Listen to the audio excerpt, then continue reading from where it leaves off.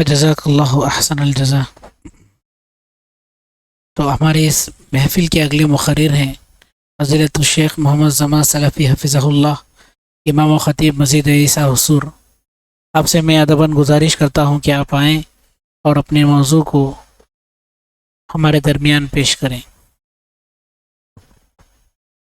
آپ کا موضوع ہے نکاح کو آسان کرو اور زنا کو ختم کرو۔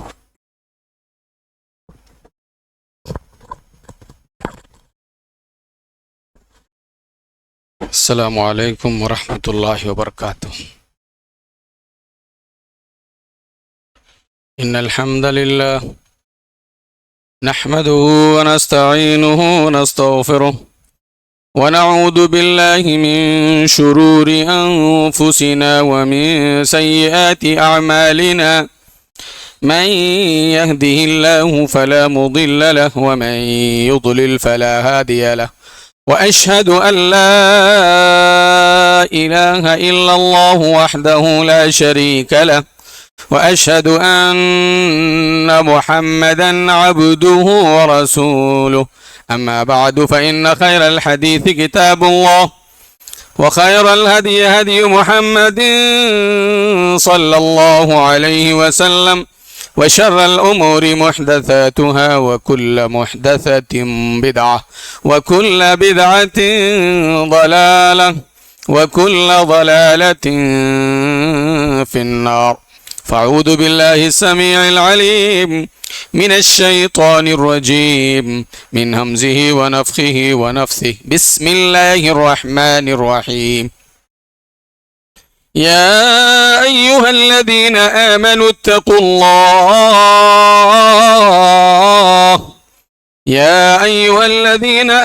اتقوا الله حق تقاته ولا تموتن إلا وأنتم مسلمون يا أيها الناس اتقوا ربكم الذي خلقكم من نفس واحدة وخلق منها زوجها وبث منهما رجالا كثيرا ونساء واتقوا الله الذي تساءلون به والأرحام إن الله كان عليكم رقيبا يا أيها الذين آمنوا اتقوا الله وقولوا قولا سديدا يصلح لكم أعمالكم ويغفر لكم ذنوبكم ومن يطع الله ورسوله فقد فاز فوزا عظيما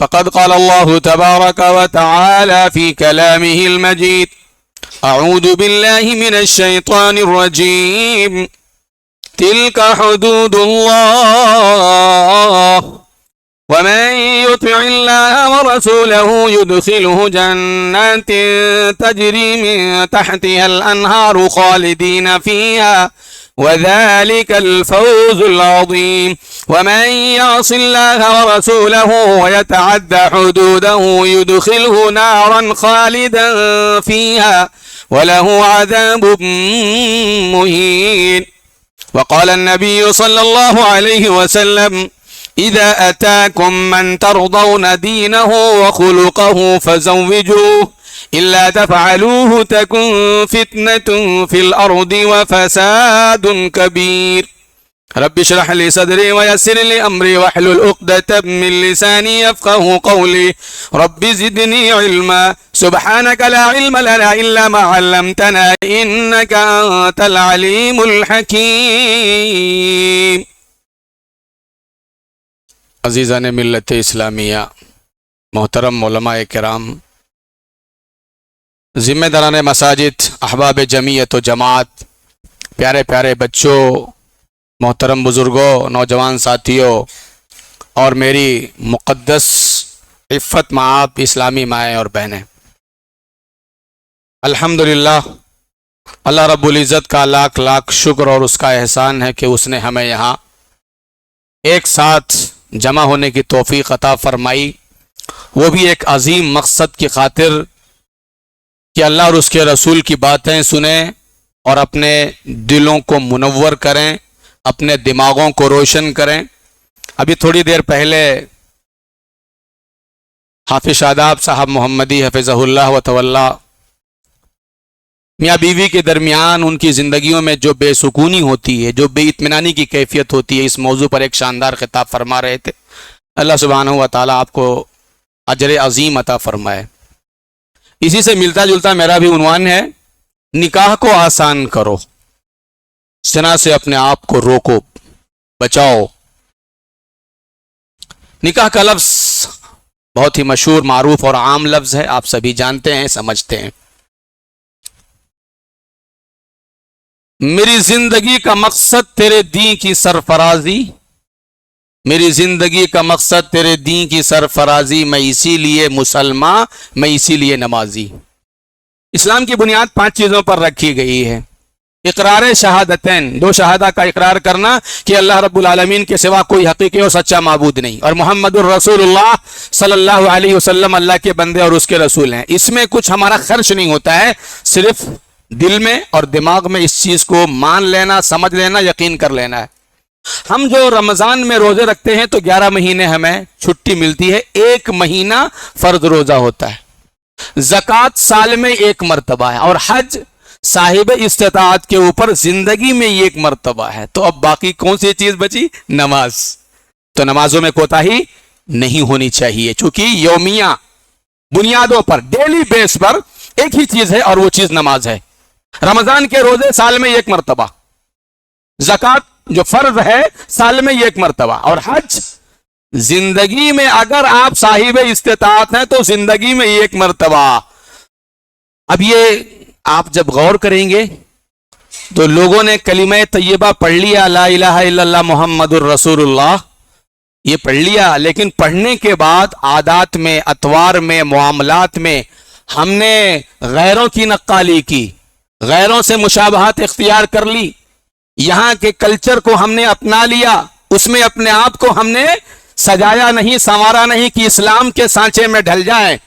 یہ نغمہ فصل گل و لالا کا نہیں پابند، بہار ہو کی خزاں لا الہ الا اللہ. علماء لکھتے ہیں کہ شرک اور بدعت کے بعد آج امت کے اندر اگر یہ کہا جائے کہ سب سے بڑا مسئلہ نکاح کے اندر رسوم و رواج، اسراف اور فضول خرچی، اپنی عمارت اور اپنی شان و شوکت کا اظہار، اور مسنون طریقے کو چھوڑ کر کے غیر مسنون طریقے پر چلنا، شرعی نکاح کو چھوڑ کر کے غیر شرعی نکاح کرنا، اور نکاح کے معاملے میں اپنی مرضی کو شامل کر لینا، اللہ اور اس کے رسول کی مرضی کے مطابق نہ چلنا، یہ اس دور کا سب سے بڑا المیہ ہے. کروڑوں بچیاں نکاح کے انتظار میں بیٹھی ہوئی ہیں، اور جن کی شادیاں ہو گئیں، طلاق اور خلا کے واقعات بکثرت ہو رہے ہیں. ہم نے دین سے دوری اختیار کر لی، ارتداد کی لہریں ایسی اٹھ رہی ہیں، اللہ بچائے. اپنی بچیاں غیروں کے ساتھ راہ فرار اختیار کر رہی ہیں. ہمیں سوچنا ہوگا غلطی کہاں سے ہو رہی ہے. آپ جب غور کریں گے، نکاح اتنا عظیم عبادت ہے، عظیم الشان عبادت ہے. حضرت آدم علیہ السلام کی تخلیق اور ان کے پیدائش جنت میں ہوئے، پھر بھی وہ تنہائی محسوس کرتے تھے. اللہ رب العزت نے ان کے دل کے سکون کے لیے ان کے بائیں پسلی سے حضرت حوا کو پیدا کیا، اور کہا کہ اے آدم، تم اور تمہاری بیوی جاؤ جنت میں پرسکون انداز میں رہو، کھاؤ پیو مزے کرو، ہم اس درخت کے قریب میں مت جانا. نکاح کے بارے میں اللہ کے نبی صلی اللہ علیہ وسلم نے ارشاد فرمایا، یا معاشر الشباب من استطاع منکم الباءة فلیتزوج فإنه اغض للبصر واحسن للفرج. اے جوانوں کی جماعت، تم میں سے جو آدمی نکاح کی قدرت رکھتا ہے وہ نکاح کر لے. 2 فائدہ، نظر جھک جائے گی، نظر کی حفاظت ہوگی، اور شرمگاہ کی بھی حفاظت ہوگی. اور جو آدمی اس کی قدرت نہیں رکھتا ہے، نکاح کرنے کی طاقت نہیں رکھتا ہے، وہ روزہ رکھے. تو نکاح کے 2 فائدے اس حدیث کے اندر ذکر کیے گئے. قرآن کریم یہ کہتا ہے کہ اللہ رب العالمین نے اس کی نشانیوں میں سے یہ ایک نشانی ہے کہ تمہارے ہی جنس سے تمہارے لیے جوڑا پیدا کیا، لِتَسْكُنُوا إِلَيْهَا، تاکہ تم اس کے ساتھ میں سکون حاصل کر سکو. اور اللہ رب العالمین نے مودت، محبت، شفقت اور انسانیت کے جذبات تم دونوں کے درمیان پیدا فرما دیا. اور اللہ کے نبی صلی اللہ علیہ وسلم نے بھی ارشاد فرمایا کہ جتنا پیار اور جتنی محبت ایک جوڑے کے درمیان میں ہوتی ہے ایسی محبت کبھی دیکھی نہیں گئی. اور اللہ کے رسول صلی اللہ علیہ وسلم کا ارشاد گرامی ہے کہ جب کسی بندے نے نکاح کر لیا اذا تزوج العبد فقد استکمل نصف الدین، تو اس نے آدھے ایمان کو آدھے دین کو مکمل کر لیا ہے. اب اس کو چاہیے کہ آدھے کے اندر اپنی حفاظت کرے، یعنی اپنی خواہشات کی حفاظت کر لے. آدھا دین مکمل کر لیا ہے. اور یہ انبیاء کرام کی سنت رہی ہے ہر دور اور ہر زمانے کے اندر. اللہ رب العالمین نے قرآن کریم کے اندر ارشاد فرمایا کہ ہم نے آپ سے پہلے پیغمبروں کو بھی وَلَقَدْ أَرْسَلْنَا رُسُلًا مِّن قَبْلِكَ، آپ سے پہلے بھی پیغمبروں کو جن کو بھی ہم نے دنیا میں رسول بنا کر کے بھیجا وہ بھی بیوی اور بچوں والے تھے. وَجَعَلْنَا لَهُمْ أَزْوَاجًا وَذُرِّيَّةً، بیوی بچے والے. اللہ رب العالمین نے یہ جو انبیاء کرام کا طریقہ رہا ہے، جو ان کی سنت رہی ہے نکاح کرنا، جن لوگوں نے اس سے ہٹ کر کے کام کیا وہ کرسچنوں کی مثال بیان کی. اللہ رب العالمین نے کہا کہ بعض لوگوں نے کرسچنوں اور عیسائیوں میں سے اپنے لیے تجرد کی زندگی کو، تنہائی کی زندگی کو اپنے اوپر فرض کر لیا کہ ہم نکاح نہیں کریں گے، عورتوں کے جھمیلوں میں نہیں پڑیں گے. یہ جھنجھٹ ہے، یہ مشکلات اور پریشانیوں کا منبع سرچشمہ ہیں، عورتوں کے قریب نہیں جائیں گے. یہ رب کی ریاضت میں خلل پیدا کرتی ہیں. وَرَهْبَانِيَّةً ابْتَدَعُوهَا، اللہ نے کہا کہ اس رہبانیت کو، اس تجرد کو، عورتوں سے کنارہ کشی کو ہم نے عیسائیوں کے اوپر فرض نہیں کیا تھا، لیکن انہوں نے از خود اپنے طور پر اس چیز کو اپنے اوپر لازم کر لیا. فَمَا رَعَوْهَا حَقَّ رِعَایَتِهَا، پھر تو یہ اس کی رعایت اور اس کا پاس و لحاظ نہیں کر پائے، یہ گناہوں میں ملوث ہو گئے. تو یہی سیدھا راستہ ہے. نسل انسانی کی بقا کا راز نکاح کے اندر مضمر ہے. میں ایک مثال سے اس بات کو سمجھاتا ہوں کہ جتنے لوگ اس وقت موجود ہیں، اگر سبھی لوگ مرد و خواتین یہ اتفاق کر لیں کہ 100 سال تک کوئی بھی شادی بیاہ نہیں کریں گے، پتا چلا کہ 100 سال کے بعد دنیا ختم ہو جائے گی. اور اگر نیک اور صالح اولاد ہوتی ہے تو یہ تمہارے لیے باعث رحمت اس اعتبار سے بھی ہے کہ یہ اولاد اولاد صالح یدعو لہ، تمہارے مرنے کے بعد تمہاری نیک اولاد دعا کرے گی. اور بھی بے شمار فوائد ہیں، قرآن اور حدیث سے ثابت ہیں. لیکن یہ سارے فوائد، فضائل اور ثمرات آپ کو اسی وقت حاصل ہو سکتے ہیں جب آپ مسنون نکاح کریں گے، جب آپ نکاح کو عبادت سمجھ کر کے رب کی مرضی کے مطابق انجام دیں گے، اپنی مرضی کو دخل نہ دیں گے. ہم نے اس کو ایک سماجی مسئلہ سمجھ لیا ہے. نکاح میرے بیٹے کا ہو رہا ہے اور آپ مشورہ دیں گے ہمیں، ہمارے بیٹے کا نکاح ہماری مرضی سے ہوگا. دولت، روپیہ، پیسہ ہمارا ہے، مرضی بھی ہماری ہوگی. یہ ایک شیطانی وسوسہ ہے، یہ ایک شیطانی خیال ہے. اور جب کسی عمارت کی بنیاد اور اس کی پہلی اینٹ ہی ٹیڑھی رکھ دی گئی تو وہ عمارت کبھی بھی بہتر نہیں ہو سکتی ہے. تو اب یہاں آپ محسوس کریں گے نکاح کے موقع پر جو خطبہ نکاح ہے چند آیات پڑھی جاتی ہیں، وہاں تک تو ٹھیک ہے. اس کے بعد سب کچھ ہماری مرضی سے ہوگا اور اس میں ریاکاری، عمارت، شان و شوکت کا اظہار، اسراف، فضول خرچی. آئیے میرے بھائیوں، میری ماں اور بہنوں، ذرا سا پن ٹو پن میں تھوڑا سا بات کروں، کچھ نکات پر آپ کے سامنے روشنی ڈال. سب سے پہلے جب بچے اور بچیاں جوان ہو جاتے ہیں تو ان کے نکاح کا جب مسئلہ سامنے آتا ہے تو لوگوں کے معیارات، اسٹینڈرڈز اتنے اونچے، اتنے ہائی لیول کے ہوتے ہیں کہ لڑکے کو کوئی لڑکی نہیں ملتی ہے اور لڑکی کو کوئی اچھا لڑکا نہیں ملتا ہے. ایک لڑکا ہے، اس کی آرزویں اور خواہشیں ناتمام ہیں، اسے ایسی حسینہ چاہیے جو حسینہ عالم ہو، جو لاکھوں میں نہیں کروڑوں میں ایک ہو. وہ لڑکی بہت مالدار ہو اور اس کے ساتھ ساتھ اپنے باپ کی اکلوتی بیٹی ہو تاکہ جائیداد پر قبضہ جمانے میں آسانی ہو، اور مالدار ہونے کے ساتھ ساتھ اعلیٰ ڈگری یافتہ بھی ہو اور امور خانہ داری یعنی کھانا پکانے میں وہ ممتاز ہو، شوہر کی اطاعت گزار ہو، فرما بردار ہو، ہائٹ اتنی فٹ لمبی ہو، اور اس کے ساتھ ساتھ بہت ساری خوبیوں کی جامع بھی ہو، جامع اوصاف اور کمالات وہ یہ ڈھونڈتا ہے. اور کبھی کبھی اس موبائل نے اسے وہ راستہ بھی دکھا دیا ہے جو لاکھوں روپے خرچ کر کے فلمی ایکٹریس جو اور سج سنور کے سج دھج کے جو اسکرینوں پر آتی ہیں وہ ان کو اپنی نگاہوں کے سامنے رکھتا ہے اور ویسی لڑکیوں کو تلاش کرتا ہے. اور دوسری طرف اگر لڑکیاں بھی کچھ پڑھی لکھی ہیں، کچھ اچھے گھرانے کی ہیں، تو ان کا بھی ایک بہت اونچا سپنا ہے، میں ڈاکٹر ہوں تو ڈاکٹر سے کم لڑکے سے رشتہ نہیں کر سکتی. یہ ایک معیارات ہیں. اسی طرح سے لڑکا 6 فٹ کا ہو، اس کا اپنا خاص گھر ہونا چاہیے اور آمدنی اور کمائی بہت زیادہ ہونی چاہیے، 1,00,000-1.5 روپے اس کی کمائی ہو، اور یہ سب اس کو بچپن سے سمجھا دیا گیا ہے. اس لیے رشتے بہت سارے ریجیکٹ ہوتے رہتے ہیں. اللہ رب العزت نے اور اس کے رسول جناب نبی محمد الرسول اللہ صلی اللہ علیہ وسلم نے نکاح کو آسان کیا تھا. آسان ہے اسلام کے اندر، ہم نے اسے مشکل کیا ہے تو دور کون کرے گا؟ ہم ہی کو آگے بڑھنا پڑے گا.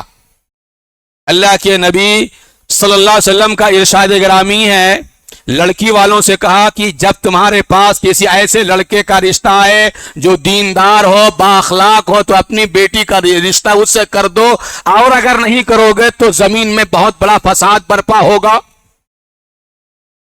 اب جب کوئی لڑکی والا رشتہ ڈھونڈتا ہے تو اس کے سامنے اتنے زیادہ معیارات، سب سے پہلے وہ مسلمان ہو، الحمدللہ یہ بڑی اچھی بات ہے.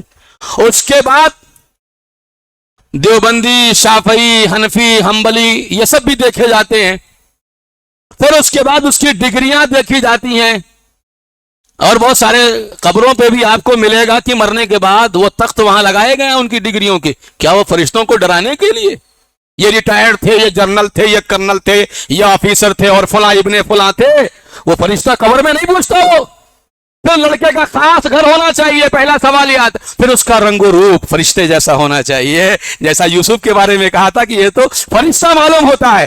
اتنی ساری ڈگری. کسی نے بہت بڑی بات کہی، کسی عالم نے، کہ نہ اس قسم کے لڑکے دنیا میں ملتے ہیں، نہ اس قسم کی بچیاں ملتی ہیں، یہ سب جنت میں ملتے ہیں، مر کے چلے جاؤ وہاں اس قسم کی اتنی چیزیں دیکھتے ہیں. اور مائیں اور بہنیں جب جاتی ہیں کسی لڑکی کو دیکھنے کے لیے تو اس کی زلفیں کیسی ہیں، اس کی آنکھیں کیسی ہیں، اس کا چہرہ کیسا ہے، چلا کر کے دکھاؤ، بتاؤ کیسے چلتی ہے، کہیں لنگڑا کے تو نہیں چلتی ہے، کھانا پکا کر کے بتاؤ. اس قدر دیکھا جاتا ہے. حوصلے ٹوٹ جاتے ہیں. ایک باپ نے، ایک ماں نے جس قدر لاڈ اور پیار سے اپنی بچی کو پالا تھا، کتنے رشتے آتے ہیں اور ٹھکرا دیے جاتے ہیں اس کی بچی کے لیے. وہ انتظار میں بیٹھی رہتی ہے. اور کبھی یہ غلطی لڑکیوں کی طرف سے بھی ہوتی ہے، لڑکیوں کی طرف سے بھی یہ غلطی ہوتی ہے. اتنے بلند معیارات، لڑکا MBBS اگر نہ ہو تو رشتہ نہیں. عمریں ڈھل رہی ہیں، شباب ڈھل رہا ہے، 30 پار کر چکی ہیں، بیٹھی ہوئی ہیں. میرا ٹاپک بھی وہی نا، نکاح کو آسان کرو. تھوڑا سا جھک جاؤ، اللہ رب العالمین آپ کے لیے آسانیاں پیدا فرما دے گا. اللہ کے رسول صلی اللہ علیہ وسلم نے ارشاد فرمایا کہ عورتوں سے نکاح کیا جاتا ہے 4 چیزوں کی بنا پر. تنکح المرأۃ لأربع لمالها، مال کی بنا پر، حسب نسب خاندانی بنیادوں پر، اس کی خوبصورتی کی بنا پر، دینداری کی بنا پر. اور دیندار لڑکی کا انتخاب کر کے کامیاب ہو جاؤ. ہم نے اس چیز کو چھوڑ دیا، نکاح کی برکتیں ہم سے روٹ گئیں. ہم کسی دیندار لڑکی سے اس کی دین کے بنا پر کہ ماشاءاللہ قرآن اتنا اچھا پڑھتی ہے، گھر میں تلاوت کرتی ہے، نمازوں کا اہتمام کرتی ہے، وہ بچی موحدہ ہے، توحید والی ہے، وہ اپنے شوہر کی اطاعت گزار رہے گی، اس بنا پر ہم رشتہ نہیں کرتے. ہم اس کے چہرے کو دیکھتے ہیں، ہم اس کی جوانی کو دیکھتے ہیں، اس کی ڈگریوں کو دیکھتے ہیں، اس کے مال و دولت کو دیکھتے ہیں. اور مال پہ تو سب سے زیادہ نظر ہوتی ہے. بیٹی اگر ایک رہے تو اس کے باپ کے مرنے کے بعد سارا مال مجھے حاصل ہو جائے گا. یہ دیندار لڑکی سے نکاح کرنے کا حکم، یہی بہت بڑی چوک ہونے لگتی ہے. دونوں طرف سے پرابلمز آتے ہیں. اور پھر اب تو یہ ہونے لگا ہے کہ نکاح سے پہلے دعوتوں پر دعوتیں. اس نے لوگوں کے اوپر مالی مشکلات کا بوجھ ڈال دیا. ایک مرتبہ لڑکی کو دیکھنے کے لیے جائیں گے تو وہ لوگ خرچ کریں گے. ایک مرتبہ پھر وہ لڑکے والے کے یہاں آئیں گے، پھر خرچ ہوگا. اور اس کے بعد پھر یہ ہوتا ہے کہ بھئی دونوں مل کر کے ایک بار دعوت کر لیتے ہیں اور وہ بہت پیارا نام دیتے ہیں گیٹ ٹوگیدر. فنکشن ہے یہ. فنکشن اور گیٹ ٹوگیدر یہ سب اسلام میں نہیں ہے. گیٹ ٹوگیدر فنکشن یہ ابھی نکاح نہیں ہوا اس سے پہلے 3 4 دعوتیں ہو جاتی ہیں, تحفے تحائف کے تبادلے ہو جاتے ہیں. اور بسا اوقات جب لڑکے کو پتا چلتا ہے کہ میرا رشتہ فلاں لڑکی سے ہونے والا ہے تو فون بھی چالو ہو جاتے ہیں. اللہ بچائے, ابھی نکاح نہیں ہوا ہے, ساری ریکارڈنگ اور ویڈیو سب کچھ ہو رہا ہے. کہیں اللہ نہ کرے رشتے ٹوٹ جائیں تو اگلے رشتے میں بہت بڑے پرابلمز کھڑے ہو جائیں گے. تو سب سے پہلے مرحلے میں ہی ناکامی. ہم نے شریعت کو بالائے طاق رکھ دیا. منگیتر کے انتخاب کے لیے اور لڑکے کے دیکھنے کے لیے جو شرعی احکام تھے ہم نے اس کو پامال کر دیا. نمبر 2 پر آ جائیے. نمبر 2 پر مہر کا مسئلہ شریعت کے اندر بہت زیادہ اہم ہے. قرآن کریم میں اللہ رب العالمین کا ارشاد گرامی ہے وَآتُوا النِّسَاءَ صَدُقَاتِهِنَّ نِحْلَةً. عورتوں کو ان کے مہر راضی خوشی دے دو, پھر اپنی خوشی سے اگر وہ معاف کر دیں تو شوق سے کھاؤ پیو, کوئی گناہ تمہارے اوپر نہیں ہے. مگر لوگوں نے اس کو مہر معجل عین والے میں اور حمزہ واو والے میں معجل میں اٹکا کے چھوڑ دیا. اپنی استطاعت کے مطابق اپنی ہونے والی بیوی کو بلا تاخیر مہر دینے کے لیے شریعت مطہرہ حکم دیتی ہے کہ نکاح کے وقت شوہر کو چاہیے کہ مقررہ طے کردہ مہر کی رقم بیوی کے حوالے کر دی جائے. اب یہاں ٹال مٹول اور تاخیر بسا اوقات بعض مسلم معاشرے کے اندر یہ پایا جاتا ہے کہ اگر فی الفور مہر کی رقم دے دی جائے تو اسے بدشگونی کی علامت تصور کیا جاتا ہے اور طلاق کی تمہید سمجھتے ہیں. اور عرب معاشرہ تو بری طریقے سے اس میں فلاپ ہے, ناکام ہے. وہاں مہروں کی زیادتی نے لوگوں کو حد درجہ مشکلات میں ڈال دیا, نکاح کو مشکل ترین بنا دیا. وہاں بہت ساری ویلفیئر سوسائٹیز اسی میدان میں کام کر رہی ہیں کہ مہر کا جو مقدار ہے 1 لاکھ ریال سعودی میں چلتا ہے, انڈین 20 لاکھ ہو گئے. جو نوجوان غریب ہیں وہ اتنی رقم کہاں سے لے کر کے آئیں گے, مشکل بنا دیا. اور یہاں بھی بہت سارے علاقوں میں یہ بات سمجھ میں نہیں آتی ہے. مہر شوہر دے گا, وہ فون کر کے لڑکی والے کے اوپر دباؤ ڈالتا ہے کہ تم اپنی بیٹی کو مہر کتنا دے رہے ہو. یہ عجیب المیہ ہے. لڑکا نوشو فون کر کے لڑکی کے باپ سے پوچھتا ہے یا لڑکے کا باپ فون کر کے پوچھتا ہے تم اپنی بیٹی کو کتنا زیور دے رہے ہو, کتنا زیور کتنا دے رہے ہو تم. یہ پوچھنے کا ادھیکار, یہ پوچھنے کا اختیار کس نے دیا ہے؟ تم مہر دو نا. تم لڑکی کے باپ سے یہ سوال کرتے ہو کتنا زیور دے رہے ہو. اس نے بچپن سے پالا پوسا جوان کیا. اللہ رب العالمین کی توفیق سے جو چاہے گا وہ عطا کرے گا.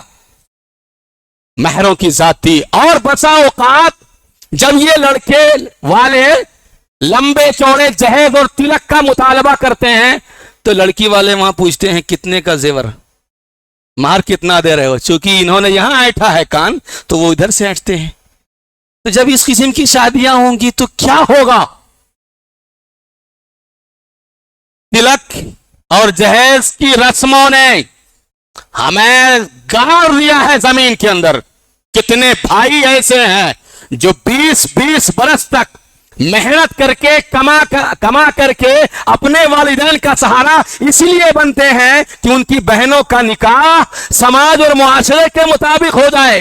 اتنے لمبے چوڑے مطالبات, جوڑے گھوڑے, صوفے, قالین, سارا سامان ٹرکوں میں لد کر کے جاتا ہے شیخ, ٹرکوں میں. اور نکاح سے پہلے 1-2 دن پہلے ہے ہی پورا سامان, چمچ سے لے کر کے بچھونے سے لے کر کے ساری چیزیں. اور حیرانی کی بات, شرم نہیں آتی ہے, وہ پوری لسٹ بھیجتے ہیں, گاڑی, فرنیچر, کار, پیسے. کس نے کہا؟ صحابہ کرام کے اندر جو شادیاں ہوا کرتی تھی وہ انتہائی سادگی کے ساتھ. شادی سادی, شادی سادی, سادی ایک دم.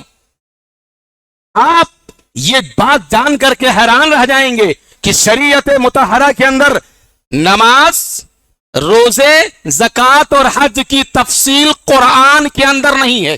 اس کی جزئیات، اس کی تفصیلات، اس کی باریکیاں قرآن کے اندر نہیں ہے. بس نماز پڑھو، زکوٰۃ دے دو. لیکن سورہ نساء کے اندر اللہ رب العزت نے عورتوں کے اور مردوں کے جو حقوق بنتے ہیں، میراث، ترکہ، پراپرٹی، آستی اور جائیداد میں جو حصہ بنتا ہے، میراث کی تقسیم کیسے ہوگی، اس کا تفصیل سے ذکر ملتا ہے. دوسرا حصہ فلاں کو ملے گا، کسی کو تیسرا حصہ، چوتھا حصہ، پانچواں حصہ، چھٹا حصہ کس کو ملے گا، آٹھواں حصہ کس کو ملے گا. یہ ساری تفصیلات قرآن کریم میں اللہ رب العالمین نے چوتھے پارے سورہ نساء میں بیان فرما دی. آج اس امت کا بہت بڑا المیہ ہے کہ انہوں نے مشرک اقوام کی دیکھا دیکھی میں لڑکیوں کو جائیداد سے محروم کر دیا، میراث سے، ترکے سے محروم کر دیا. وہ لوگ کیا کرتے تھے، ان کے دین دھرم میں بیٹیوں کا کوئی حصہ بھی نہیں تھا، اور وہ کہتے تھے کہ بیٹی پرایا دھن ہے، میرا دھن نہیں ہے، وہ ہم نے نکاح کر کے، وواہ کر کے دے دیا، اب وہ پرایا دھن ہے. تو چونکہ میں ان کا حصہ نہیں ہے، باپ کے گھر کے اندر، باپ کی زمینوں کے اندر، بزنس اور کاروبار کے اندر ان کا کوئی حصہ نہیں ہے. اسی لیے وہ لوگ شادی کے موقع پر کچھ تحفے تحائف تلک کے نام پر، دہیج اور جہیز کے نام پر دے دیا کرتے تھے. مسلمانوں نے یہاں اللہ رب العالمین کے احکام کو چھوڑ کر کے ان سے اس مسئلے کو لے لیا ہے، اور وہ بھی وہی کام کرتے ہیں. قرآن کریم میں اللہ رب العالمین نے سورہ نساء کی ان 2 آیات کے بعد جو آیت میراث کہلاتی ہیں، اس کے بعد کہا تلک حدود اللہ، جن کا جتنا حق بنتا ہے وہ سب بیان کرنے کے بعد کہا کہ یہ اللہ رب العالمین کے حدود ہیں، یہ لائنیں ہیں. جیسا آپ سڑکوں پر جاتے ہیں نا تو وہ یلو، ریڈ اور گرین سگنل دیتا ہے، تو یہاں ریڈ سگنل ہے، یہ لکشمن ریکھا ہے، اسے پار مت کرنا ورنہ آگ میں جل جاؤ گے. اللہ نے کہا تلک حدود اللہ ومن یطع اللہ ورسولہ، جو شخص اللہ اور اس کے رسول کی اطاعت کرے گا. یعنی یہ اس کا جو بیک گراؤنڈ ہے وہ میراث ہے، یعنی اپنی بیٹیوں کو زمین، جائیداد، پراپرٹی، آستی میں حصہ دے دو، اور اگر اللہ اس کے رسول کی اطاعت کرو گے تو اللہ رب العالمین تمہیں ایسے باغات میں داخل کرے گا جس کے نیچے نہریں بہ رہی ہیں، اور یہ بہت بڑی کامیابی ہے جنت میں جانا. نکاح کو کیسے آسان کرو گے بھائی؟ باپ کے مرنے کے بعد اس کی بیٹی کو ایک حصہ مل گیا، 20 لاکھ 30 لاکھ کو شوہر نے کما لیا تو 2 ہو جائیں گے. وَمَن يَعْصِ اللَّهَ وَرَسُولَهُ، اور جو آدمی اللہ اس کے رسول کی نافرمانی کرے گا اور حدود کو پار کر جائے گا، جو حدیں اللہ رب العالمین نے مقرر کی ہیں، يُدْخِلْهُ نَارًا، ایسی آگ میں داخل کرے گا جس میں یہ جہنم میں ہمیشہ ہمیش رہیں گے، اور اس کے بعد رسوا کرنے والا، ذلیل کرنے والا عذاب ہے. اس وقت سب سے برننگ ٹاپک، یہ سلگتا ہوا موضوع ہے کہ اسی نے اخلاقی جڑیں ہماری کھوکھلی کر دی ہیں، اور بہنیں بھی اس بنا پر نہیں مانگتی ہیں کہ میرا میکا چھوٹ جائے گا، میرا بھائی ناراض ہو جائے گا، میری بھابیاں ناراض ہو جائیں گی. یہ جو ہے نا، جو کرمنل ہیبٹ ہے، اتنا مضبوط ہو چکا ہے کہ باپ نے نہیں دیا، اب وہ زمین جائیداد بھائیوں کے ہاتھ میں آ گئی، اب وہ اسے کھا رہے ہیں، پھر اس کے بعد ان کے بچے کھا رہے ہیں. یہ سب مل کر کے بہنوں بیٹیوں کا حق مار کر کے حرام کھا رہے ہیں. اور جیسے یہ پانی کے اندر زہر ملا دیا جائے پورا پانی زہر بن جاتا ہے، ویسے یہ بہنوں اور بیٹیوں کا حق مار کر کے بھائی یا باپ جو مر کر کے چلے گئے، جب ان کو پتا تھا کہ میری اولاد میری بیٹی کو حصہ نہیں دے گی، ترکہ نہیں دے گی، کیوں نہیں وصیت کی تھی؟ اللہ رب العالمین کے یہاں پکڑ ہے. اب یہ ایک بڑی مصیبت یہ طاری ہو گئی کہ جہیز نہ دیں، کوئی نوجوان ایسا دکھتا ہی نہیں ہے. الیس منکم رجل رشید، حضرت لوط علیہ السلام نے اس ایک موقع پر کہا تھا تم میں سے کوئی ایک آدمی بھی نیک بخت نہیں ہے، فرشتوں کی طرف بری نیت کر کے آتے ہو، سب کے سب بدبخت ہو گئے ہو. تم میں سے کوئی ایک آدمی بھی، کوئی نوجوان ایسا اٹھتا ہی نہیں ہے الا ماشاء اللہ جو بغیر جہیز کے شادی کر لے، جہیز نہ دے. اچھا اگر جہیز کی رقم بچا لی جائے اور وہ پیسہ تعلیم و تربیت پر، بھائیوں پر خرچ کیا جائے، اولاد پہ، انشاءاللہ انقلاب پیدا ہو جائے گا۔ ایک 3 بیٹیاں ہو گئی، 50 لاکھ سے کم خرچہ نہیں آئے گا، اور 50 لاکھ کمانے کے لیے 50 سال چاہیے غریب آدمی کو۔ کیا آپ نے کبھی غور نہیں کیا؟ یہ برکتیں روٹ چکی ہیں، نکاح کو ہم نے بہت مشکل بنا دیا۔ یہ لمبے چوڑے مطالبے اور اسکولوں اور کالجز میں کو ایجوکیشن کا سسٹم، شادیوں میں تاخیر، 25 سال کی عمریں ہو گئی۔ 8 کلاس کی بک میں، انگلش والے بک میں ایک چیپٹر آتا ہے ریچنگ ایڈولیسنس، بلوغت کی عمر کو پہنچنے والے بچے اور بچیاں 8 کلاس میں، اس وقت ان کی عمریں 13 سال ہوتی ہیں، وہ پڑھایا جا رہا ہے۔ اور والدین ابھی بھی بے خبر ہیں کہ ابھی تو بیٹی 25 سال کی ہوئی ہے، ابھی ڈگری کر رہی ہے، ڈگری کیریئر پہ اتنا فوکس کہ قدم ڈگمگانے لگتے ہیں۔ تاخیر سے شادی، دیکھیں انڈین گورنمنٹ کے حساب سے 21 بچے کے لیے، اسلام کے حساب سے بلوغت، بچہ اگر بالغ ہو گیا 15 سال کا، میں وہ نہیں بول رہا ہوں یہ گورنمنٹ کے خلاف ہو جائے گی بات، لیکن شریعت کے حساب سے بچہ اور بچی اگر بالغ ہو جاتے ہیں تو ان کا نکاح آپ کر سکتے ہیں، مگر انڈین گورنمنٹ کہتی ہے 21۔ چلو ٹھیک ہے، 21 بھی ہو جانے کے بعد 25 سال، 27 سال، 30 سال کیا ہوگا؟ الشیطان یعدکم الفقر ویامرکم بالفحشاء، فحشاء، شیطان فقر و فاقہ، غربت کا وعدہ دلاتا ہے، خرچ مت کرو اللہ کے راستے میں، غریب ہو جاؤ گے، اور برائی کا حکم دیتا ہے۔ اور شیطان ہماری رگوں میں خون کے ساتھ گردش کر رہا ہے۔ حضرت صفیہ رضی اللہ تعالیٰ عنہ کا وہ واقعہ، جب وہ حضور صلی اللہ علیہ وسلم سے اعتکاف کے موقع پر ملنے کے لیے آئی تھی، صحابہ گلیوں میں اچانک نمودار ہوئے، جانے لگے، نبی پاک نے فرمایا کہ ٹھہر جاؤ، یہ میری بیوی صفیہ ہے۔ کہے اللہ اکبر، آپ پیغمبر ہیں؟ بولے نہیں، شیطان سب کی رگوں میں، اسی لیے کہا کہ تنہائی میں مت ملنا۔ اور اب موبائل نے یہ کام بہت آسان کر دیا ہے میرے بھائیوں، میری ماں اور بہنوں، اپنی عزت و آبرو کی حفاظت کرو، یقیناً اللہ رب العالمین خیر اور برکت رکھے گا۔ قرآن کریم میں اللہ نے کہا کہ تم میں سے جو لوگ بے نکاح مرد ہیں، لوڈیاں ہیں، لوگ ہیں، جو بھی بے نکاح ہیں، ان کا نکاح کر دو اگر یہ غریب ہوں گے، فقیر ہوں گے، اللہ رب العزت اپنے فضل و کرم سے ان کو مالدار بنا دے گا۔ یہ کہہ رہے ہیں کہ نہیں، پہلے مالدار ہو جائیں گے تب شادی کریں گے، اللہ پاک کہہ رہا ہے کہ نہیں، شادی کرو، ہم برکت دیں گے، ہم تمہیں رزق عطا کریں گے۔ تو ہم نے اپنی مرضی کو دخل دے دی، ہم نے اپنی مرضی کو دخل دے دی نا، تو جگہ جگہ جب ہم شریعت مطہرہ کو پامال کرتے ہیں تو شریعت بھی ہمیں پامال کر دیتی ہے۔ میرے بھائیوں، میری ماں اور بہنوں، آپ 2 قدم اور آگے چلیں، ولیمے کا مسئلہ لے لیں۔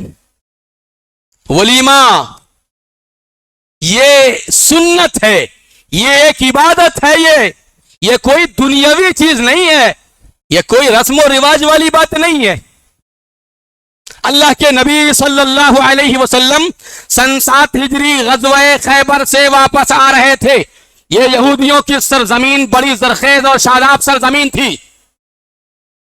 حضرت صفیہ بنت حوی بن اخطب الیہودی، یہودیوں کا ایک سردار ہوئی، اس کی بیٹی گرفتار ہوئی، کلمہ پڑھا، مسلمان ہوئی۔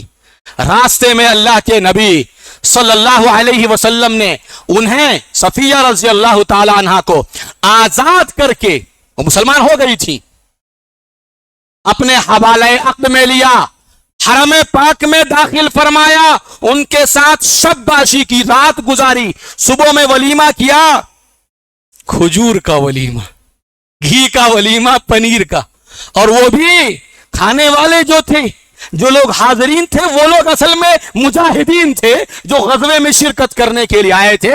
اللہ کے نبی صلی اللہ علیہ وسلم نے چمڑے کا ایک برتن، دسترخوان، چمڑے کا ایک دسترخوان بچھایا اور کہا من کان عندہ شیء فلیجیب، جس کے پاس میں جو چیز بھی ہے لے آؤ۔ گوشت نہیں تھا، روٹی نہیں تھی، آج کیا ولیمہ کرتے ہیں لوگ، ایک ہجوم ہے، ایک کراؤڈ ہے، شان عمارت کا اظہار ہے، ویڈیوگرافی ہے، بے حیائی، بے پردگی، بے حجابی، ننگاپن، عریانیت کا ننگا راج ہے، الا ماشاء اللہ۔ اب تو وہ غیرت کا پانی بھی مر چکا ہے کہ کوئی بہن بیٹی اٹھے اور کیمرے کو دولات مار دے۔ ہٹاؤ، دو نوالا کھلانے کے لیے بلائے ہیں یا عورتوں کی ساری حرکات سکنات، اور دونوں خاندان کے لوگ بیٹھ کر کے خوشی کا اظہار کرتے ہیں، ادھر کے لوگ ادھر کے لوگ بھی۔ حضرت زینب رضی اللہ تعالی عنہا کا ولیمہ اللہ کے نبی صلی اللہ علیہ وسلم نے کیا سب سے زبردست ولیمہ، اس سے بڑا ولیمہ دیکھا نہیں گیا۔ اس میں گوشت تھا اور روٹی تھی، گوشت تھا اور روٹی تھی۔ یہاں دو پریشانیاں بنیادی طور پر سامنے آ رہی ہیں۔ ہم نے لڑکی کی طرف سے دعوت کو کہا نہیں، ولیمے میں یہ لوگوں نے سمجھا دیا ہے بھئی ولیمہ حسب استطاعت، حسب استطاعت ٹھیک ہے، مگر کسی بہت بڑے اجتماع کا ثبوت عہد صحابہ سے نہیں ملتا ہے۔ یہ کہنا کہ چائے اور اس کی 24 قسم کی بہنیں، چائے اور اس کی بہنیں مطلب کافی، دودھ، جوس، یہ سب میٹھا ہے، اس کے 3-4 بھائی، بریانی، فریانی اور سارے انواع و اقسام کی ڈشیں۔ پریشانی یہ ہے آپ کو دیکھ کر کے جو غریب ہے اس کے دل میں بھی ایک امنگ اٹھتی ہے کہ میں بھی اپنی بیٹی کی شادی میں ایسا ہی کروں گا۔ زیادہ آدمیوں کو بلانے کی وجہ سے ایک ہال بک کرنا پڑتا ہے، 4 لاکھ، 5 لاکھ، 6 لاکھ۔ غریب آدمی کے پاس پیسے نہیں ہوتے، وہ بینکوں سے لیتا ہے، کون بھائی ہے جو دے گا؟ پوری زندگی وہ قرض جو لیا ہے نا، سود پہ، بیاج پہ، اسے چکانے میں زندگی گزر جاتی ہے، اور کبھی اس سے پہلے ہی بندہ اللہ کو پیارا ہو جاتا ہے۔ انواع و اقسام کے کھانے بہترین، اور لوگ کہتے ہیں کہ روز روز شادی تھوڑے ہوتی ہے، ایک ہی بیٹا ہے، دکھا دو شان عمارت، بڑھاؤ سب کو، مگر مجھے یہ بتاؤ ایک دلیل لے کر کے آؤ، ایک حدیث لے کر کے آؤ جس میں 4000 5000 صحابہ کرام کا اجتماع ہوا ہو، ایک حدیث دکھا دو، نہیں ملے۔ پھر ہونا کیا چاہیے تھا؟ ولیمہ مختصر ہو، ولیمہ مختصر ہو، لوگ مختصر ہوں، اگر لوگ کم ہوں گے تو اپنے گھر کے شادی حال میں۔ یہ کس نے آپ کو سکھا دیا ہے کہ سارے خاندان کے لوگوں کو جمع کرنا ضروری ہے؟ سارے فرینڈ سرکل، اور جب یہ سمجھایا جاتا ہے کہ بھائی سب لوگوں کو مت بلائیے، کہتے ہیں خاندان بڑا ہے، تو سب سے بڑا خاندان تو آدم علیہ السلام کا تھا، سبھی انہی کی اولاد ہیں، کیا ہندو، کیا مسلمان، کیا سکھ؟ سب سے بڑا خاندان کس کا؟ بولو بھائی، آدم علیہ السلام کا۔ اس میں صرف مسلمان ہی نہیں ہے، سب انہی کی اولاد ہیں، کرسچین، جین، بدھسٹ، سب۔ خاندان کس کا نہیں بڑا ہے؟ مختصر کرو۔ کتنی بچیوں کے ہاتھ پیلے ہونے سے رہ گئے ہیں، عمریں ڈھل رہی ہیں، اور اگر نکاح ہو جائے تو طلاق اور خلا کے واقعات بھی پیش آ رہے ہیں بکثرت۔ ہم نے جو معیارات بنا لیے، شیعہ، سنی، دیوبندی، اہل حدیث، وہ سب دیکھا، پھر لڑکے کا یہ دیکھا، وہ دیکھا، اس کی ڈگریاں دیکھی، اور پھر اس کے بعد اس کا خاص گھر ہونا چاہیے، پھر لڑکی والوں کے بھی۔ اگر باپ پسند کر لیتا ہے تو بیٹی انکار کر دیتی ہے۔ میری ماؤں، بہنوں، بیٹیوں، ایک درد ہے یہ دنیا ہے، یہ یہاں آپ اپنے خوابوں کا محل تعمیر نہیں کر سکتی ہیں۔ شباب بھی ڈھل جائے گا، جوانی بھی ختم ہو جائے گی۔ بہت سے لوگ جو دولت مند تھے پل بھر میں، صبح کے تخت نشین شام کو مجرم ٹھہرے، ہم نے پل بھر میں نصیبوں کو بدلتے دیکھا ہے۔ شیخ حسینہ بنگلہ دیش کی وزیر اعظم، آدھا گھنٹے میں وزارت عظمیٰ سے جو وزیر اعظم تھی استعفیٰ دینا پڑا۔ فوج نے کہا آدھے گھنٹے کے اندر ریزائن دے کر کے ملک خالی کر دو۔ کس چیز پہ یہاں ناز ہے؟ مال پہ، دولت پہ، کس چیز پر ناز ہے؟ ہم نے یہ ساری چیزیں چھوڑ دی ہیں شریعت کی، اور صرف دنیاوی عیش و آرام۔ ابھی شیخ بیان کر رہے تھے ہمارے، حضرت فاطمہ رضی اللہ تعالی عنہا اللہ کے نبی صلی اللہ علیہ وسلم کی لاڈلی، پیاری، چہیتی، محبوب بیٹی ہیں، سیدۃ نساء العالمین ہیں، خاتون جنت ہیں۔ حضرت علی رضی اللہ تعالیٰ عنہ کی خدمت کرتی تھیں، घर में झाड़ू लगाती थी, बर्तन धुलती थी, खाना पकाती थी और पोछा लगाती थी, हसन और हुसैन की खिदमत करती थी, सारे काम खुद किया करती थी, चक्की पीसती थी और हाथों में आंवले पड़ गए थे। आज फातिमा से ज्यादा बेहतर खातून दुनिया में तो कोई हो नहीं सकती है। हमने क्यों मुश्किल बना दिया निकाह को? शौहर की आमदनी कम है, मुतालबा है हर महीने जेवरात दिलाओ, ये कपड़े दिलाओ। 2003 में जब मैं बेंगलोर में एक मस्जिद में इमाम खतीब था तो लोग आकर के कहते थे कि मौलवी साहब जरा जुम्मा में बोलो, संडे मनाने के लिए तंग कर दिया है, हर संडे को 2000 रुपये खर्चा हो जाता है मेरा, हर संडे को उनको लेकर के। ये संडे मंडे का तो इस्लाम में कोई तस्वुर है नहीं। जितनी हैसियत हो उसी हैसियत से चादर फैलाओ। तो हमने इस चीज को मुश्किल कर दिया। हजरत फातिमा ज़हरा रज़ी अल्लाह ताला अन्हा का वाकया,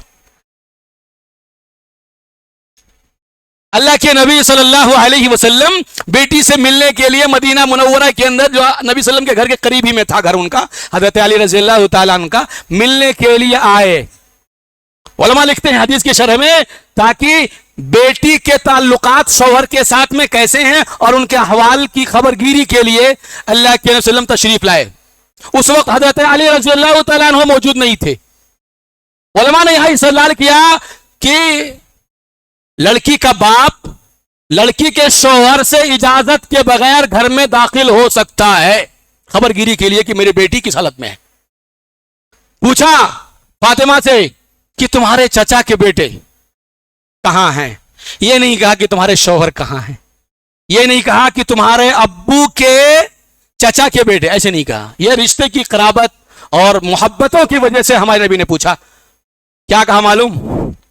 काना बैनी व बैनहु शैउन फगाज़बनी, मेरे और उनके दरमियान कुछ बात हो गई है और वो मुझ पर नाराज हो गए। फखरजा वलम यकिल इंदी, और मेरे पास में कैलूला नहीं किया। दोपहर में थोड़ी देर जो सोते हैं, बाद लोग बोलते हैं लेटना नहीं, सो जाए तो भी कोई गुनाह नहीं है, कैलूला दोपहर के वक्त, तो उन्होंने मेरे पास में कैलूला भी नहीं किया। कुर्बान जाइए, अल्लाह के नबी सल्लम ने ना फातिमा को डांटा ना अली को डांटा। अल्लाह अकबर, इतना बड़ा कलेजा था। अखलाक के मुअल्लिम एक बंदे से कहा जाओ पता लगाओ कहां है अली रज़ी अल्लाह ताला अन्हु। वो आया और बोला मस्जिद में सो रहे हैं। अल्लाह के नबी सल्लल्लाहु अलैहि वसल्लम वहां गए और जो वो चादर ओढ़े थे वो चादर नींद की वजह से सरक गई और उनकी पीठ में मिट्टी लग गई। वो फर्श पे लेटे हुए थे, वहां उस जमाने में टाइल्स नहीं रहा होगा, मिट्टी रही होगी। अल्लाह के वसल्लम तशरीफ ले गए और पुश्त की मिट्टी साफ कर रहे थे दस्ते शरीफ, दस्ते मुबारका से। जाहिर सी बात है, चश्मे तसव्वुर से सोचो, खड़े खड़े तो मिट्टी साफ नहीं होती है। वक्त का पैगंबर अपने दामाद के लिए झुकता है और जो पुश्त पे मिट्टी पड़ी हुई है उस गर्द को वक्त का पैगंबर साफ करता है और कोई सवाल नहीं। तुम अबा तुराब, ऐ अबू तुराब उठो, ऐ अबू तुराब उठो। मिट्टी वाले, अबू तुराब के माने मिट्टी वाले, पीठ में मिट्टी लग गई थी।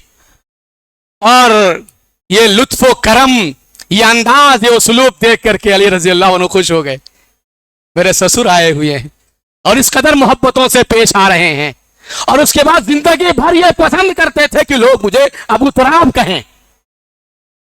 आज मैं ये पट्टी पढ़ाती हैं, लड़कियों को उनकी बड़ी बहनें सिखाती हैं, दबना नहीं सास के घर में, दबना नहीं, फोन करना, और उसके बाद आकर के तलाक लेके बैठ जाती है। आ गई, ये बचपन से सिखाया ही नहीं गया तो निकाह हो जाने के बाद भी मुश्किलात थमने का नाम नहीं लेती हैं। निकाह को आसान करो, कैसे? मसनून तरीके पर निकाह कर लो, 2-4 लोग जाओ, चाय पानी करो। अच्छा, अभी किसी को अगर आप चाय पिला करके भेज दें वलीमे में, मुझे तो लगता है कि वो डंडे से मारेगा। क्या यार, कैसा आदमी है ये, इतना वो निकाह के टाइम में खाली चाय पिला के भेज दिया। अच्छा, अगर वलीमे में लोगों को दावत दी जाए और बिरयानी ना खिलाया जाए, साउथ इंडिया की डिश, स्पेशल डिश, क्या बोलेंगे मालूम? راستے بھر گالیاں دیں گے. تو یہ مشکلات ہم نے خود پیدا کی ہیں. باراتی 400-500 ہیں, بولتے ہیں بھائی میرا خاندان بڑا ہے, ایک ہی بات بولتے ہیں میرا خاندان بڑا ہے, ہمیں 400 آئیں گے 500 آئیں گے, اور ایک نکاح کے لیے 5 دعوتیں ہوں گی. ایک بار یہ دیکھنے کے لیے جائیں گے, ایک بار وہ جائیں گے, اور پھر اس کے بعد ایک مرتبہ ایسے ہی چپ کے گیٹ ٹو گیدر خوشی میں کر لیں گے, پھر نکاح کے موقع پر لڑکی والا کر لے, پھر اس کے بعد ایک بار ولیمہ کر لیں گے. اور اب تو وہ بہت چالاک ہیں, عقل عیار ہے, 100 بھینس بنا لیتی ہے. اب 50-50 چلنے لگا ہے, معلوم ہے نا 50-50 نہیں, تمہارے بھی رشتے داراں میرے بھی رشتے داراں, تمہیں 50% دو, 50 میں دیتا ہوں, 50,000 تمہارا تو کتنا خرچہ ہوتا ہے اس کا ڈیوائڈ کر لیں گے ہاف آف. ولیمہ یہ لڑکے کے اوپر ہے, لڑکی والے کے اوپر نہیں ہے. اور ایک اور بڑی مصیبت, یہ بیٹی جب پیدا ہوئی ہے نا,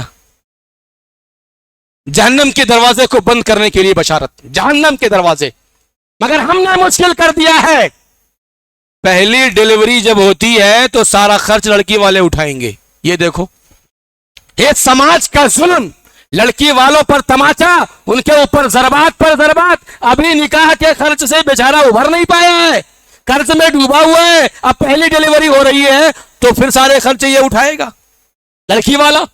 تو یہ ظلم پر ظلم ہم نے کر دیا ہے.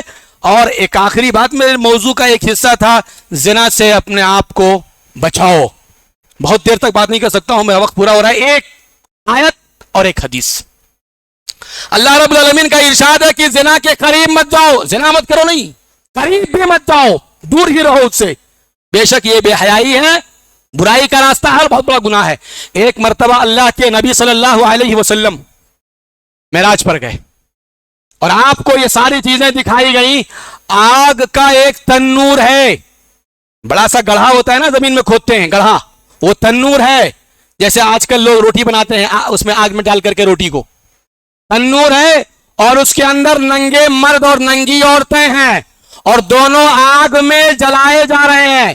جب آگ زیادہ جلتی ہے تو اس کے دھوئیں کے ساتھ اوپر آ جاتے ہیں, اور جب اس کے شعلے اور شرارے کم ہوتے ہیں تو وہ نیچے چلے جاتے ہیں. آگ میں, تنور میں جلائے جا رہے ہیں.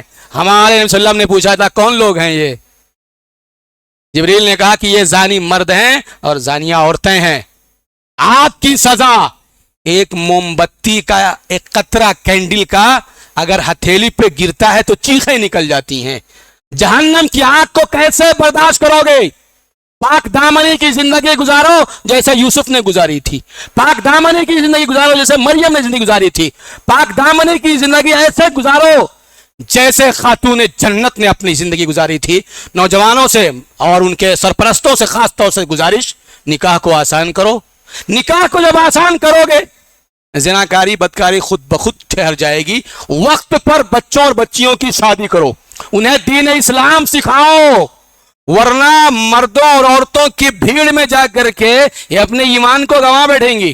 بہت مشکل ہے ڈگر پنگھٹ کی, سکھاؤ ان کو دین. 10-10 12-12 گھنٹے انگریزی دین پڑھنے کے لیے, یہ 8 کلاس کے بعد ٹائم نہیں, ہوم ورک زیادہ ہے, ایگزام کا پریشر ہے, وہی تو عمر ہے سکھانے کے لیے, دین سکھانے کے لیے. 14-15 سال سے لے کر کے شادی ہونے تک سکھاؤ ان کو دین. اللہ سے دعا کرتے ہیں کہ اللہ سبحانہ و تعالی ہمیں مسنون نکاح کرنے کی توفیق عطا فرمائے, شرعی نکاح کرنے کی توفیق عطا فرمائے. نکاح عبادت ہے, آپ کی مرضی نہیں ہونی چاہیے. نکاح, جہیز, تلک, بارات, ولیمہ, ولیمے سے پہلے کی دعوتیں, منگیتر کو دیکھنا, لڑکے کو دیکھنا, یہ سارے احکام اور مسائل جس طرح سے قرآن اور حدیث میں بیان کیے گئے ہیں. بار الہ تو ہمارے اندر وہ جگر پیدا کر دے, ہمارے اندر وہ جگر پیدا کر دے, ہمارے نوجوانوں کے اندر وہ حوصلہ, وہ ہمت پیدا کر دے کہ جیسے ابراہیم علیہ السلام کو اللہ رب العزت نے وہ ہمت عطا کی تھی توحید کے لیے, ایسے ہی اس سنت پر عمل کرنے کے لیے نوجوانوں کو, بچوں اور بچیوں کو, نئی نسل کے اندر وہ جذبہ, وہ ہمت, وہ طاقت دے دے کہ تیری مرضی کے مطابق زندگی گزار سکے.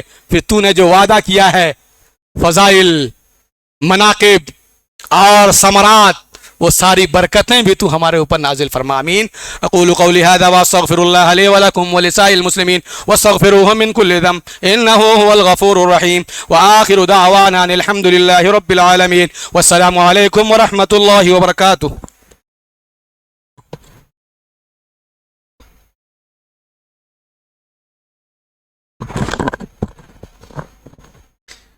فجزاک اللہ احسن الجزا. اللہ تعالیٰ شیخ کو جزائے خیر عطا فرمائے اور کہیں سنی باتوں پر ہم تمام لوگوں کو عمل کرنے کی توفیق عطا فرمائے. دراصل آج نکاح سے متعلق اور گھر کے سکون سے متعلق عناوین کے انتخاب کا مقصد یہ تھا کہ اللہ کے رسول صلی اللہ علیہ وسلم نے نکاح کے متعلق فرمایا کہ یہ تمہارا آدھا ایمان ہے. تو آدھے ایمان کی باتیں ہو رہی ہیں اور سنی گئی ہیں. آپ تمام ہی حضرات سے گزارش ہے کہ ہم اللہ تعالیٰ سے دعا کریں کہ اللہ تعالیٰ ہمیں کہیں سنی باتوں پر عمل کرنے کی توفیق عطا فرمائیں. ابھی الحمدللہ پہلی نشست کا سلسلہ ختم ہوا اور چائے نوشی کا انتظام کیا گیا ہے. آپ تمام ہی حضرات سے گزارش ہے کہ آپ چائے نوشی کرتے ہوئے مسجد کی پاکی اور صفائی کا اہتمام کریں اور گندگی کو نیچے پڑنے نہ دیں. اگر کسی وجہ سے کچھ گر گیا ہے تو آپ خود اپنے ہاتھوں سے صاف کر دیں. اللہ تعالیٰ اس کا ثواب بھی ہمیں عطا فرمائے گا. اور خواتین سے بھی گزارش کی جاتی ہے کہ وہ مسجد کی پاکی اور صفائی کا خیال رکھیں تاکہ آگے چل کر اس کی صفائی میں تکلیف نہ محسوس ہو. اور چائے کا انتظام باہر کیا گیا ہے. مرد حضرات سے گزارش ہے کہ چائے نوشی کر لیں اور جلد از جلد مغرب کی نماز کے لیے تیار ہو جائیں. اور جس طریقے سے آپ لوگوں نے ہماری اس محفل میں شریک رہ کر ہمارا ساتھ دیا ہے، آپ لوگوں سے گزارش ہے کہ بعد نماز مغرب ہماری ایک دوسری نشست بھی ہے جس میں ہمارے مہمان